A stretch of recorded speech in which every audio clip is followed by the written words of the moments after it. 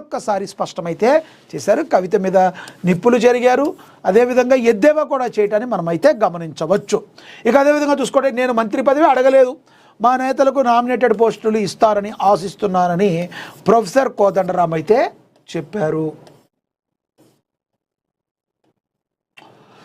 తనకు మంత్రి పదవి ఇస్తానని కాంగ్రెస్ చెప్పలేదని, తాను కూడా అడగలేదని టీజేఎస్ అధినేత ఎమ్మెల్సీ కోదండరామ్ స్పష్టం చేశారు. అయితే తన పార్టీ నాయకులకు ప్రభుత్వం త్వరలో నామినేటెడ్ పోస్టులు ఇస్తుందని ఆశిస్తున్నట్లుగా తెలిపారు. ప్రభుత్వంలో భాగస్వామ్యం ఉండాలని కోరుకున్నట్లు ఆయన బహిరంగంగా చెప్పారు. కేసీఆర్ హయాంలో ప్రజలు మరియు నాయకులు ఒక రకమైన భయం నీడలో బతికారని ఆయన ఆరోపించారు. ఫోన్ ట్యాపింగ్ వంటి అంశాలను పరోక్షంగా ప్రస్తావిస్తూ ఇంట్లో ఫోన్ పెట్టి జాగ్రత్తగా రమ్మనే పరిస్థితి ఉండేదని వ్యాఖ్యానించారు. కేసీఆర్ ప్రజల్లో నుంచి దూరమయ్యారని, అందుకే ఇప్పుడు మళ్ళీ ప్రజల్లోకి వచ్చే ప్రయత్నం చేస్తున్నారని ప్రొఫెసర్ కోదండరామ్ ఎద్దేవా చేశారు. ఇక కవిత కొత్త పార్టీ పెట్టిన నేపథ్యంలో స్పందిస్తూ ఆమె తన మాటల ద్వారా కుటుంబంలో లోపాలు బయటపెడుతున్నారని, పార్టీ అంటే కేవలం కుటుంబమేనని ఆమె చర్యలు నిరూపిస్తున్నాయని విమర్శించారు. తాము కేవలం ఎన్నికల కోసం కాకుండా మార్పు కోసం పార్టీ నడుపుతున్నామని, అయితే అన్ని ఎన్నికలకు దూరంగా ఉండలేమని చెప్పారు. రాబోయే ఎన్నికల్లో బహుశా మున్సిపల్ లేదా జిహెచ్ఎంసీ ఖచ్చితంగా పోటీ చేస్తామని, ముందుగానే నియోజకవర్గాలను ఎంచుకుని పనిచేస్తామని ప్రకటించారు ప్రొఫెసర్ కోదండరామ్.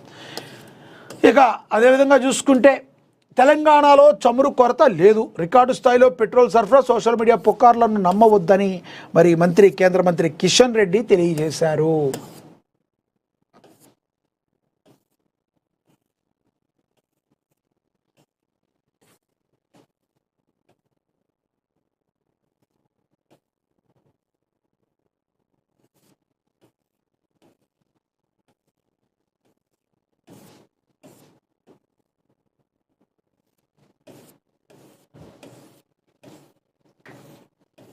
రైట్.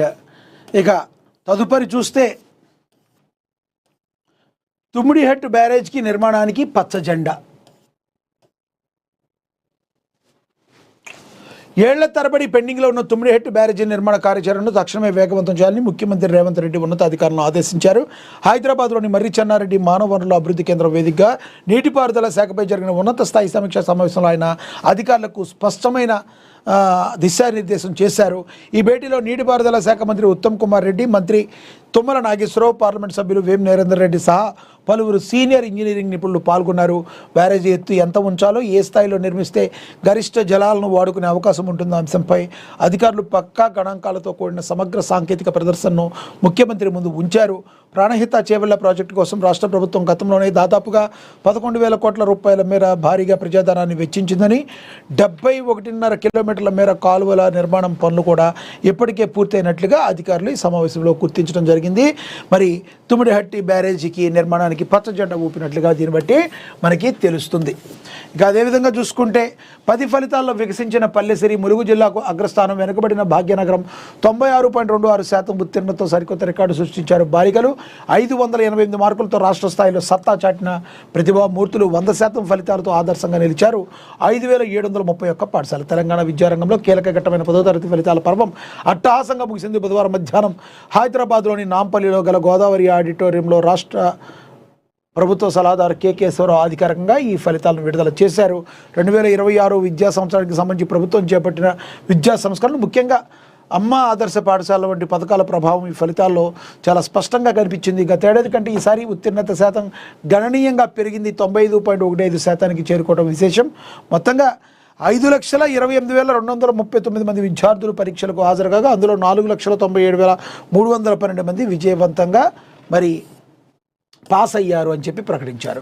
ఇక సేవాదళ కార్యకర్తలే పార్టీకి అసలైన సైనికులని, రాజకీయాలు అంటేనే నేడు అర్థం మారిపోయిందని, నేను నాది అనే స్వార్థం పెరిగి మనం మనది అనే సామాజిక స్పృహ తగ్గిపోయిందని ఎక్సైజ్ పర్యాటక శాఖ మంత్రి జూపల్లి కృష్ణారావు తెలిపారు. కాంగ్రెస్ పార్టీలో సేవాదళ అనేది కేవలం ఒక విభాగం మాత్రమే కాదని, అది క్రమశిక్షణకు మారుపేరుగా, అంకిత భావానికి నిదర్శనంగా నిలుస్తుందని ఎక్సైజ్ పర్యాటక శాఖ మంత్రి జూపల్లి కృష్ణారావు మరి తెలిపారు.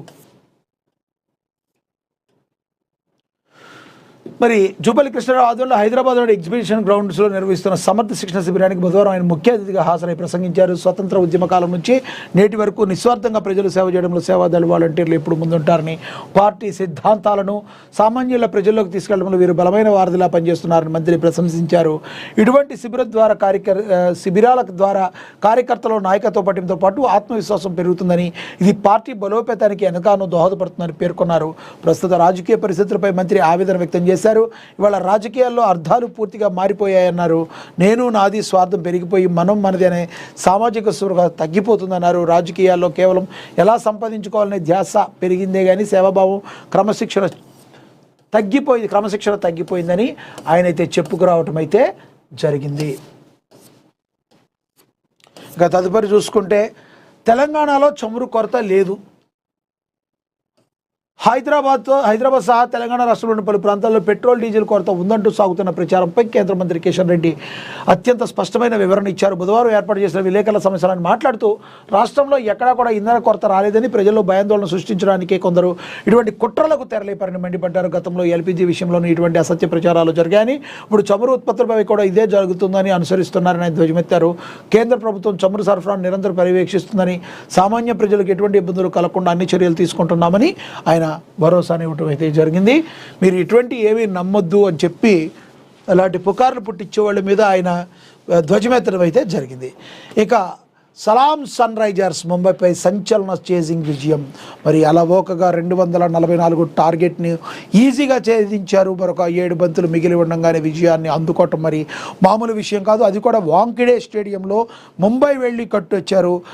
జట్టంతా ఏకీకృతంగా ఆడి సమిష్ట కృషితో మరి ఈ యొక్క విజయాన్ని అయితే అందుకున్నారు. తలొక చెయ్య వేసి మరి ఓపెనింగ్ పార్ట్నర్షిప్ అత్యద్భుతంగా మరి 100 పైచీలకు ఓపెనింగ్ పార్ట్నర్షిప్ ఇచ్చినప్పుడే మరి వాళ్ళు గెలుస్తారు, హైదరాబాద్ గెలుస్తారనే నమ్మకం అయితే ఏర్పడింది.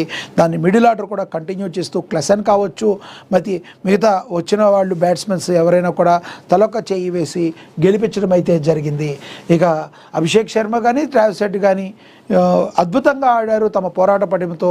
కానీ మధ్యలో కొన్ని క్యాచ్లు అయితే వదిలేశారు. దానివల్ల ఏది ఏమైనప్పటికీ అంతిమ విజయం అయితే హైదరాబాద్ను వరించింది. దీంతో వరుస పెట్టి 5 విజయాలతో అత్యద్భుతమైన ఫామ్లో కనబడుతుంది సన్ రైజర్స్ హైదరాబాద్ జట్టు. అంతకుముందు గెలిచిన ఒక మ్యాచ్తో కలిపి మొత్తంగా ఇప్పటికే 6 మ్యాచ్ల్ని మరి విజయాన్ని తన ఖాతాలో వేసుకుని మరి ముందుకు దూసుకుపోతుంది మరి సన్ రైజర్స్ హైదరాబాద్. ఐపీఎల్లో మరోసారి పరుగుల సునామీని సృష్టించిన సన్ రైజర్స్ హైదరాబాద్ ముంబై ఇండియన్స్పై చారిత్రాత్మక విజయాన్ని నమోదు చేసింది. వాంఖెడే స్టేడియం వేదికగా జరిగిన ఈ మ్యాచ్లో ముంబై నిర్దేశించిన 244 పరుగుల భారీ లక్ష్యాన్ని కేవలం 18.4 ఓవర్లలో మరి 4 వికెట్లు కోల్పోయి ఛేదించింది. ఓపెనర్లు ట్రావిస్ హెడ్ మరి అభిషేక్ శర్మ సృష్టించిన విధ్వంసానికి హెన్రీ క్లాసెన్, సలీల్ అరోరా మెరుపులు తోడవటం ముంబై బ్యాటర్ రియాన్ రికాల్టన్ అద్భుత శతకం వృధా అయిపోయింది.